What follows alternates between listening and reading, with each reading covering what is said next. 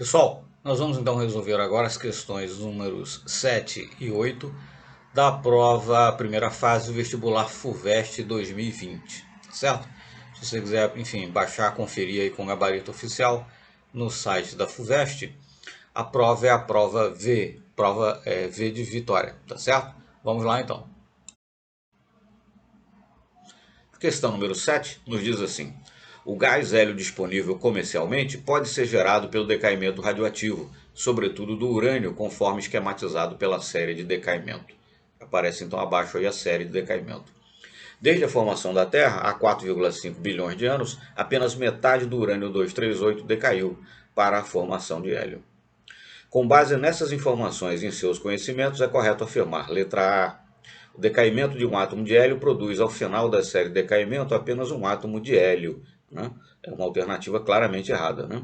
Lembrar que cada partícula alfa dessa que é gerada aí nas etapas, né, de decaimento, a partícula alfa nada mais é do que um átomo de hélio despido, né, por assim dizer, dos seus dois elétrons. Tá certo? Então cada partícula alfa dessa, no fim das contas, é um átomo de hélio. E nós podemos verificar, acompanhando a série toda de decaimento, que para cada átomo de urânio 238, na verdade, no final você vai produzir 8 átomos de hélio e não apenas um.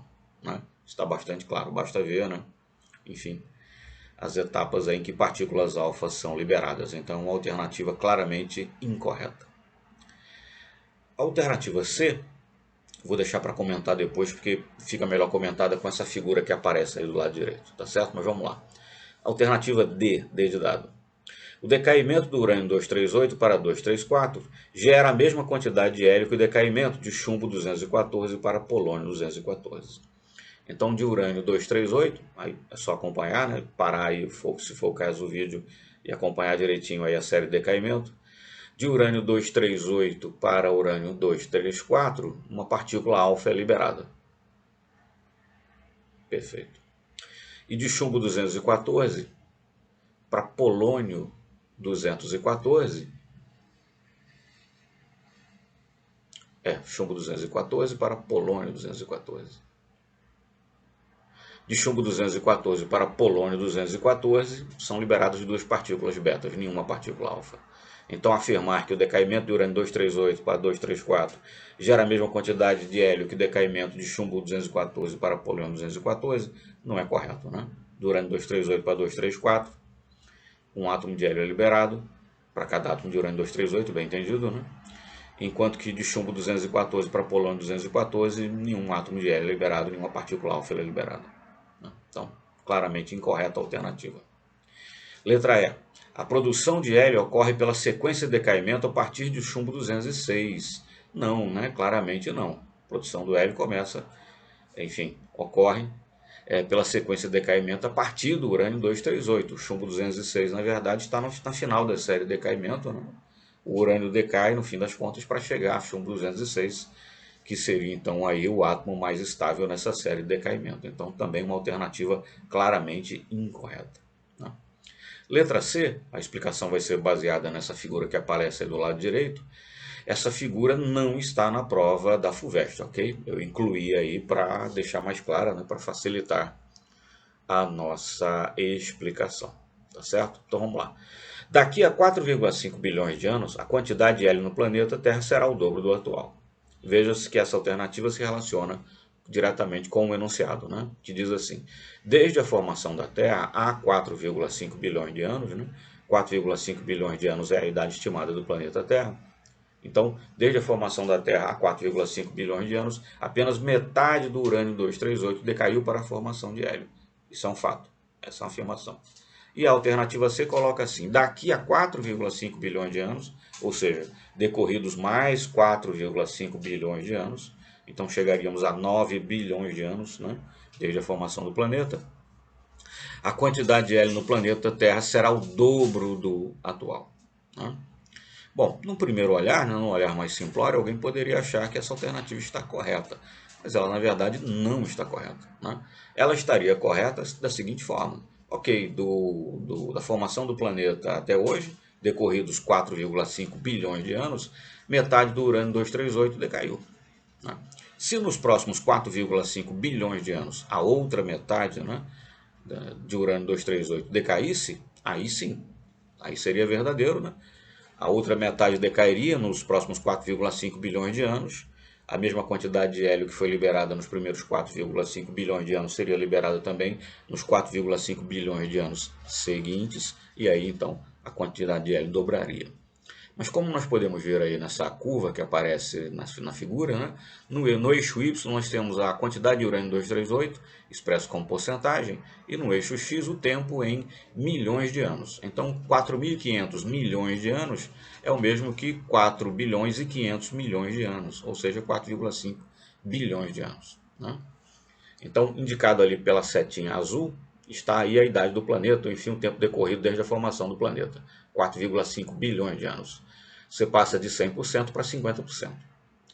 Quando você passa de 4,5 bilhões de anos para 9 bilhões de anos, ou seja, 4 bilhões e meio de anos a mais à frente, né, você passa de 50% para 25%. Com mais 4,5 bilhões de anos, você passa então a 13,5 bilhões de anos, você passa de 50% para 25%, e assim por diante. Aliás, perdão, você passa de 25% para 12,5%, e assim por diante. Quedas de 50%, né? Porque esse é o tempo, está relacionado ao tempo de meia-vida do isótopo urânio 238. Né? Mas percebam que 50% de 100, ok, é 50, né? Mas que é a queda que ocorre ali nos primeiros 4,5 bilhões de anos. Dos primeiros 4,5 bilhões de anos para 9 bilhões de anos, é isso que está fazendo referência à alternativa C, há um decaimento ali de mais 50%, né, do urânio 238. Só que 50% de 50 é 25, né, não é 50. Ou seja, perceba-se que mesmo ali em 22,5 bilhões de anos, que é o final ali da curva, né, a quantidade de urânio 238 expressa como porcentagem ainda não caiu a zero. Ou seja, enquanto nos primeiros 4,5 bilhões de anos 50% do urânio 238 decaiu, né? Mesmo vários bilhões de anos depois, mesmo chegando a 22,5 bilhões de anos, os outros 50% ainda não decaíram. Né? A cada 4,5 bilhões de anos, 50%, né, do urânio 238 decai, enfim, é sempre 50%, porque isso está relacionado ao tempo de meia-vida, né, do isótopo. Mas enquanto 50% de 100, né, é 50, 50% de 50 é apenas 25.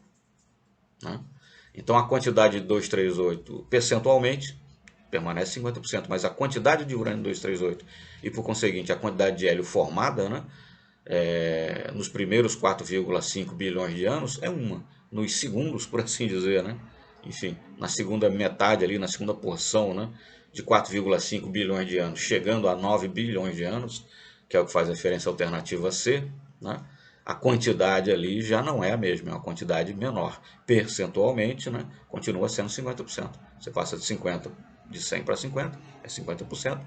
Você passa de 50 para 25, é 50% de queda. Percentualmente, a queda é a mesma ainda, que, enfim, como já dito, né, está relacionado ao tempo de meia-vida do isótopo. Né, mas a quantidade não é a mesma. Né? Então, enquanto nos primeiros 4,5 bilhões de anos, metade do urânio 238 já decaiu, a outra metade, mesmo atingidos aí 22,5 bilhões de anos, ainda não decaiu por completo. Que dirá com os 9 bilhões de anos, né? Aí é que fica bastante claro que ainda resta, né, depois desses 9 bilhões de anos, uma quantidade bastante expressiva de urânio 238 para decair. Né? Então a afirmação C não é correta, ela só seria correta se de 4,5 bilhões de anos para 9 bilhões de anos, os outros 50% do urânio 238 né, do percentual original decaíssem. O que não é o caso, a curva deixa isso bastante clara. Né? Bastante claro, aliás, perdão. Né? Então, a afirmativa C, né, num olhar mais apressado, alguém poderia achar que está correto, mas na verdade não está. Né?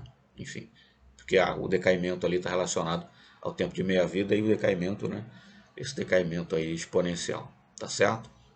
Mas enfim, então a alternativa C é incorreta. Por exclusão, então, só nos sobra a alternativa B. Mas é preciso verificar se o que a alternativa B informa se realmente está correto. Então vamos lá.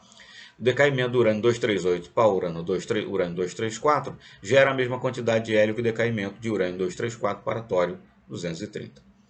De urânio 238 para urânio 234, uma partícula alfa, no fim das contas, um átomo de hélio, né, é formado. E de urânio 234 para tório 230, também. Uma partícula alfa, no fim, né, um átomo de hélio é formado. Então, sim, né, de urânio 238 para 234, um átomo de hélio, e de urânio 234 para tório 230, também um átomo de hélio. Então, realmente, né, o decaimento do urânio 238 para o urânio 234 gera a mesma quantidade de hélio que o decaimento do urânio 234 para tório 230. A afirmação está absolutamente correta. Então, alternativa correta, letra B de bola. Tá certo? A questão número 8 nos diz assim: os movimentos das moléculas antes e depois de uma colisão química obedecem aos princípios físicos de colisões. Para tanto, cada átomo é representado como um corpo pontual com uma certa massa, ocupando uma posição no espaço e com uma determinada velocidade, representada na forma vetorial. Costumeiramente, os corpos pontuais são representados como esferas com diâmetros proporcionais à massa atômica. As colisões ocorrem conservando a quantidade de movimento. Considerando o referencial no qual as moléculas neutras encontram-se paradas antes e após a colisão, a alternativa que melhor representa o arranjo de íons e moléculas instantes antes e instantes depois de uma colisão que leva à reação. E aí continua no slide seguinte, aí então nós temos a questão propriamente dita. Que leva então a essa reação, né? Tá certo? O íon fluoreto reagindo, colidindo aí, né, com o clorometano, produzindo fluormetano e liberando, né, enfim, o íon cloreto. Né? Bom, antes da colisão, após a colisão, você tem representações aí, pede-se então para indicar qual dessas representações corresponde, né, a essa reação, tá certo? Bom, vamos começar aí pelos raios, né? O íon fluoreto colide com o clorometano, produz fluormetano e íon cloreto. Nós sabemos, né, tanto o raio atômico quanto os raios dos ânions, o íon fluoreto é menor do que o íon cloreto. Tá certo? Bom, então na letra A já está tudo errado, porque o íon está representado ali com uma esfera maior, né, e 3 esferas menores. Tá certo? Nos produtos. Tá certo? Ficamos aí com os produtos. Né? Bom, mas o íon é o íon cloreto, né? Está sendo representado ali, né? Por certo que não é o íon cloreto, é uma esfera maior com aquelas 3 esferas menores. Então a própria representação, né? Por certo que não está correta. Então a letra A já está descartada de cara, não tem realmente o menor cabimento. A letra B, a mesma coisa, né? Porque percebam que é o íon fluoreto nos reagentes, clorometano nos reagentes e nos produtos, fluormetano e íon cloreto. Né? Então, reagentes e produtos têm que estar representados aí corretamente. Na letra B, vamos ficar com os produtos, né? Enfim, vai ter outras diferenças também, mas fiquemos com os produtos. O íon cloreto está representado aí como 2 esferas, né? Uma esfera maior e uma esfera menor. Essa não é a representação correta para o íon cloreto, que é uma esfera única, né? Tá certo? Então, a letra B também está escandalosamente errada. Né? Na letra E, tá certo? A representação está correta em certo sentido, né? Mas ela está incorreta pelo seguinte, né? O íon fluoreto está nos reagentes, o íon cloreto está nos produtos. Só que o raio do íon cloreto é maior do que do íon fluoreto. E o que está representado aí é o contrário, né? O raio da espécie aniônica dos reagentes é maior do que o raio da espécie aniônica dos produtos. E na verdade é o contrário, já que o raio do íon cloreto é maior do que o do íon fluoreto. Então a letra E também está errada. Sobram então as letras C e D. C e D. Né? Do ponto de vista da representação, tanto do íon fluoreto, quanto do íon cloreto, quanto, por exemplo, do clorometano, né? Há ali alguma imperfeição que a gente vai perceber, alguma inadequação. Mas ficamos com os raios dos ânions. Né? Tanto na letra C quanto na letra D, ok. A espécie aniônica é fluoreto nos reagentes, a espécie aniônica é cloreto nos produtos. O raio da espécie aniônica dos reagentes é menor do que o raio da espécie aniônica nos produtos. Nesse sentido, as duas representações aí estão corretas. Né? Mas perceba que com relação à espécie neutra, né? Na letra C, eu tenho clorometano, né? Claramente clorometano. E na letra D, na verdade, vai ser fluorometano, né? Porque eu tenho aí uma esfera menor, né? Eu tenho uma esfera de tamanho, vamos dizer, intermediário, representando o átomo de carbono, 3 esferazinhas menores, que são os 3 átomos de hidrogênio, e uma esfera um pouco maior, que é ou cloro ou flúor, né?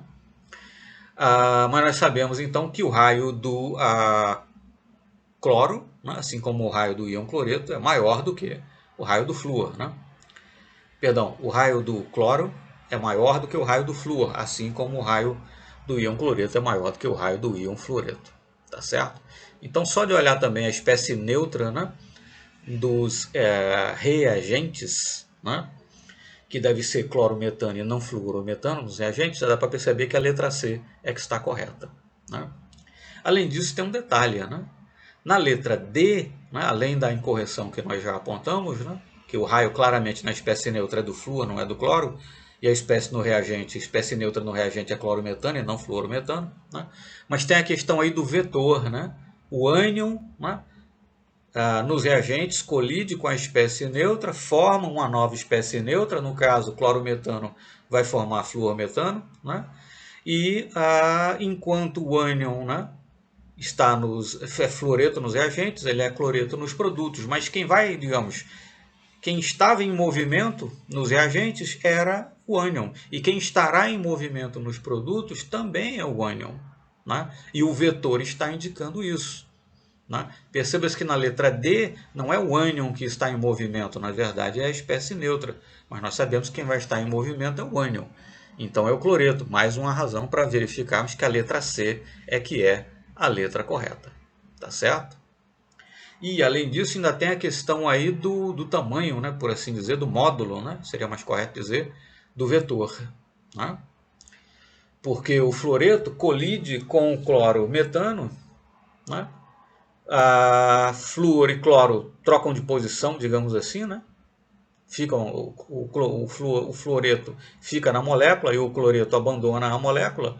Mas por certo, né, que até porque a massa do cloro é maior do que a massa do flúor, e também porque parte da energia foi perdida na colisão, né, a, a, a velocidade, né, enfim, ou se quisermos falar em termos de energia cinética, né, meio de mv2, mas enfim, a intensidade, né, o módulo aí do vetor, por certo, será menor após a colisão, porque parte da energia foi perdida, né, na colisão. Então, na letra D, por exemplo, além do vetor, né, de movimento estar colocado aí na espécie neutra, o que está errado, na verdade deveria estar no ânion, né, ele tem módulo maior do que o módulo que aparece aí no íon fluoreto nos reagentes, quando na verdade deve ser um módulo menor, né? Então a letra C está correta, porque fluoreto está nos reagentes e cloreto está nos produtos, e podemos saber que isso que é assim por conta dos raios, né? O raio do cloreto é maior do que o raio do fluoreto. Além disso, na espécie neutra dos reagentes, é clorometano e não fluorometano, que é o que está representado na letra D, né? E nós sabemos disso também comparando os raios, né, do cloro e do flúor, né? E além disso ainda tem a questão daí do módulo do vetor, né?